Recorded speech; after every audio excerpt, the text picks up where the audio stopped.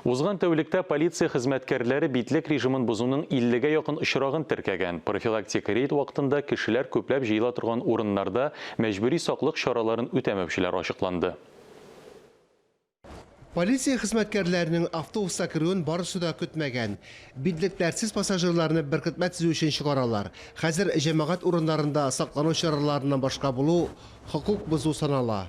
Почему без маски оказались? А я вот зашел в магазин, не успел маску одеть. То есть она с собой у вас была, да? Да. Заставить все-таки в следующий раз сразу при входе Да. надеть?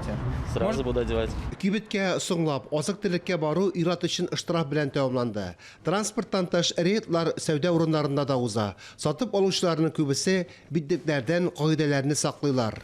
Кибеткә зур сәүдә үзәгенә кергәндә битлек булмаса, бу үзеңә һәм тирә-юньдәгеләргә вирус йоктыру куркынычы саклана дигән сүз. Байтак сәүдә челтәрләрендә керү юлында бер тапкыр кулланыла торган саклану чараларын табарга була. Аларны кулланырга мөмкин. Коронавирус шигенмей. 19 октябрьдә Татарстанда 43 яңа зарарлану очрагы теркәлгән.